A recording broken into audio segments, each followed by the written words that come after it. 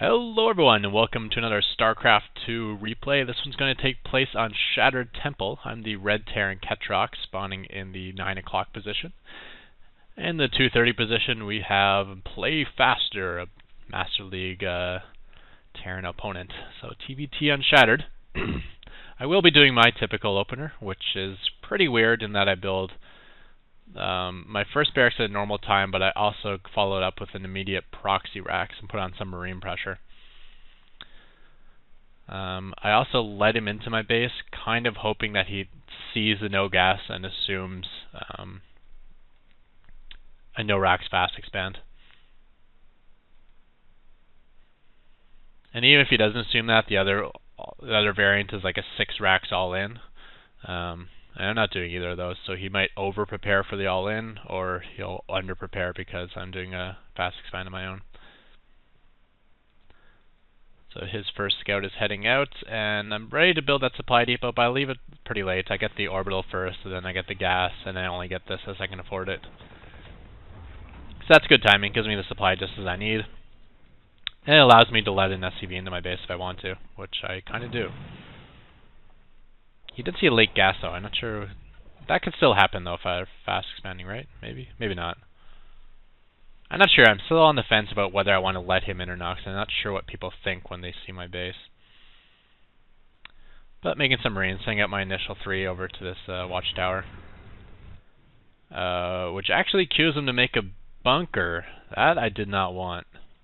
There's just 3 marines. That's the normal amount to have. I don't know why he's that freaked out by it, but I guess I shouldn't do that. Nothing to really scare off my opponent. If I'm going to send anything to the watchtower, to send 1 or 2, never more. Looks like he did make a Reaper though. I saw 2 quick Marines, and usually if you open Marine and then Marine, you're not going to see a Reaper anytime. But he does, and he comes in. I am shutting down his expansion though. He's able to cancel that. I get a Stroud over there, and I poke up the ramp and I see a bunker. So immediately not going to try to press that attack, even though there's only 2 Marines in there. I don't have enough. And if I do have enough to cut through it, that's all I'm going to be able to do is just cut through a bunker and lose all my Marines. So I set up a little contain on the bottom, just so he can't build a command center down here and he can't float it down anytime soon, which I assumed he would have a command center. But it looks like he actually opened 3 racks, which is interesting. Meanwhile, my proxy racks becomes... we missed something there. I guess we should slow this down a bit too.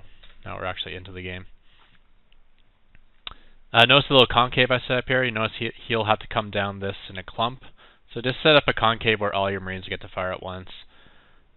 And then you get nice little action like this. Here he comes pushing down, and boom, not in good shape for you. Everything's attacking for me, more or less.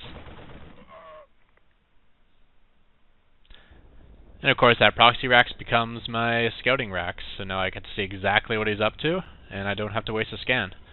That's kind of like the second benefit of that proxy racks build. Early marine pressure, and some vision. And of course, once I set up this contain, I go straight to building my command center on the low ground. That's my first priority. But I've also teched up towards Banshee in the meantime as well. So getting a good scout on this base, I'm seeing 2 reactor racks on top of a tech lab rack, so that's a lot of marine pressure, and the command center only finishing now. So that's going to be a lot of units, and I can see he has combat shield. So I'm sending all my Marines back. Obviously, that contained is not going to be doing much more. The other thing is, as soon as I saw that bunker, not only did I set up the little Marine contain there, but I immediately stopped production of Marines from both my barracks. So I'm not going to do any more Marine pressure. I'm going to completely shut it down. These like 10 Marines or whatever it is, 11 Marines is all I'm going to make. And I'm going straight into my, economy and my tech. So just taking his low ground expansion now, but you can see I just had mine up as well, so yeah, I don't have to fall behind economically a lot of this build, and the units lost tab is nicely in my favor. 150, remember 150 of that is a barracks, so it's really like 525 to 200, and I haven't had to waste a single scan. So that's pretty cool. Anytime I see a lot of bio, I set up a missile turret ring, just because I'm very vulnerable to drops. And the way you do the missile turret ring is you set it up on the right up against the edge of your base if there's nothing on the low ground, like no land or viable space for him. But once I set it up over here, you don't put it up against the edge, because what he can do is just come with his Marines and medevacs, use medevacs for high ground sight, blow away this, then load up his medevacs and drop here. So you can see the placement of my missile turrets when I'm setting them up a little further back. That way if he tries to drop here, he's still dropping in range of my missile turret, but he can't really pick it off with Marines from the low ground. Pretty significant army coming out. It looks like he has stim and combat shield. Any upgrades?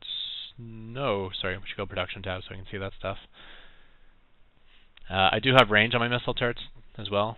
I love structure upgrades, especially since I'm so reliant on PFs and turrets for turtling the way I play. I guess he was just checking my third and heading back.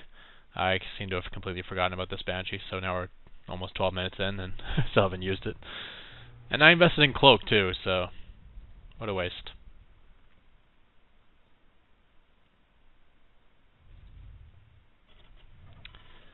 I already got my first armory down. Ship plating always before ship weapons, because it's all about battlecruiser armor. You're going to be able to destroy like Marines and Thors. If you don't have a good like armor lead over his attack lead, then Marines can really cut through you. Oh, looks like I'm finally using that Banshee. And I'm up to 6 kills. That's pretty solid. I stopped the production of these 2 supply depots, hopefully supply caps. Although I'm freeing up supply for him, so he should actually thank me. You don't have to worry about the supply depots anymore. Got lots of free supply. I was all worried about trying to target that SCV, and at least I forced a stim and a scan. I mean, that's like, what's that, 6 Marines, that's 60 hit points he lost, and then like 270 minerals from the scan he lost, on top of like the 9 units I killed. Second Banshee coming out as he's pushing. I do have my 2 armories now, and fusion core, and I believe I can start my battlecruisers, but I haven't yet. Just building my 3rd starport now. And caught him with his army far away, once again shutting down. Anytime you see an SCV building a structure, it's super annoying to him if you just kill it. But here he is setting up at the low ground here with siege tanks to take out these missile turrets. Obviously my little missile turret placement is not going to work versus siege tanks. But I do have a couple Vikings out at this point, so that's pretty good. So here he tries to drop, and if he commits to that drop, it might have been a little dangerous. Though he was going to drop here right in front of my bunker, which is stupid. But if he committed to a drop here, obviously I would have taken down one of the medevacs before it emptied, but I think he still would have emptied the other one in time. So you still have gotten like maybe 12, stimmed combat shield Marines on the high ground with medevacs. Actually, no, the medevacs might die, but... Setting up more missile turrets, trying to do it outside the range of the tank. I mean, obviously not the ideal placement for these turrets, but better than nothing. Also noticing that these tanks are right up against the edge, so trying to find that money position where I can shoot the tank, but not be in range of the Marines on the low ground. Just like that. Perfect. I think not sure what happened to that Banshee. We can bring up workers killed though. You can see I've killed 18 workers, which is pretty nice. So yeah, things going pretty well. Despite him having a bunker at the beginning, I was able to keep it even by containing him and expanding immediately myself. And then I put on pretty good late Banshee harass. In combination with shutting down his drive. He's trying to just muscle his way out the front door now. I did have one SCV already here on auto repair just in case of that. But with my battlecruisers showing up as well, he's not getting in. Even without the battlecruisers, I think I'm in pretty good shape, because I do have 2 bunkers covering the ramp. I like to put one bunker at the ramp, and then another one on the low ground covering the ramp, and covering the fortress, but being as far away as possible. Like, you don't want this to be the priority target. If he's hitting my front, you want him to be attacking the fortress. If he's hitting my ramp, you want him to be attacking this bunker.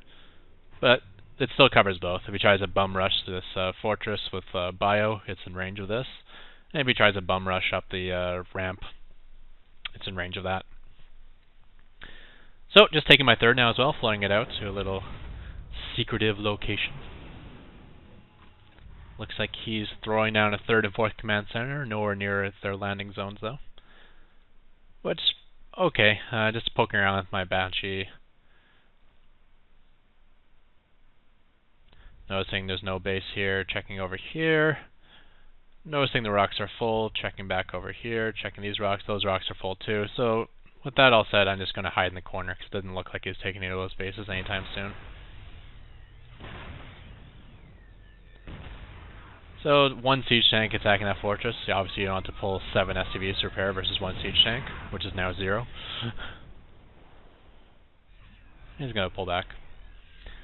The one nice thing if you're facing like Marine Viking tank, medevac, like I am here, if you Yamato the tanks, not only is it pretty good in that you're killing an expensive unit with the Yamato, but he has no units left that only attack the ground, which means you can pull a lot of repairing SCVs and they probably won't get hit. I mean, the battlecruisers are going to take the brunt of the fire, and the repairing SCVs are kind of like pretty safe underneath to do all the repairing they want. And repairing SCVs do quite well with high armor battlecruisers. High hit point battlecruisers in combination with repairing SCVs in combination with the high armor upgrades, they all like compound on each other to make a pretty devastating tanking ability. Just blowing up these rocks to get in. Looks like he's got the same idea. Who's going to be first? Haha, beat ya! If he poked up, he would have had a nice time to actually catch me off guard, but I guess I do. Battlecruiser's just nearby. Looks like he's scouting this bottom base, and yeah, he spotted it.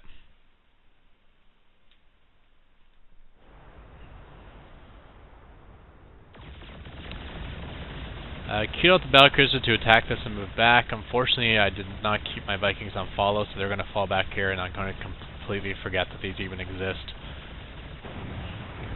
Which is too bad, because he's getting his Viking count up, too, on top of the medevac, so I could have used them. So he's putting some pressure on this base. I see it, and I'm slowly moving my really, really slow battlecruisers down there. You remember when these battlecruisers used to be significantly slower than this?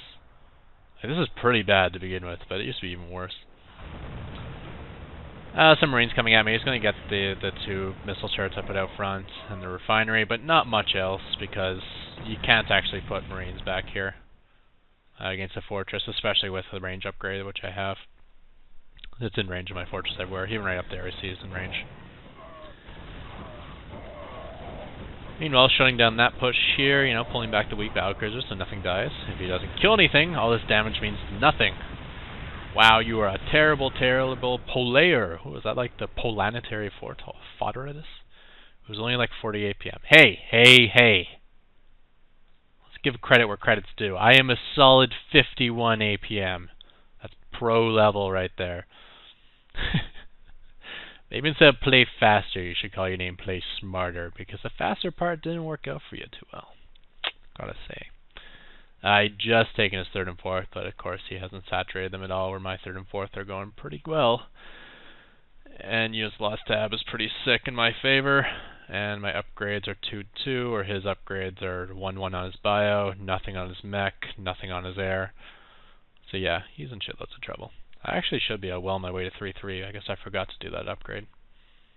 But I definitely got the money to start it right now.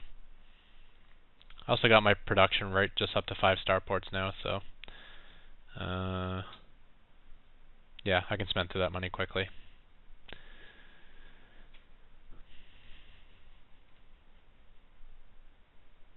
And probably time to throw down another command center to float over here next. Then I'll be in really good shape. And knowing me, I'd probably spoon Terran this game, knowing that I've taken part of his side of the map. I'd probably just solidify my side of the map and say, hey, I got my side of the map plus this. You just have your 5 bases. You have to kill me, or if the game drags out, I automatically win. That's the way I do it. I don't actually like ending games, unless it's like completely obvious that I can do it, because why take the risks pushing my battlecruisers into unknown territory when I can just sit back and collect the win doing nothing? Especially since endgame TvT always turns into Sky Terran versus Sky Terran, so I already have my Sky, I already have my Sky upgrades. We're heat ups transition into it. But with that, we will call out the end of this replay. Thank you everyone, and check the description for a thumbs up link. Goodbye, and play faster.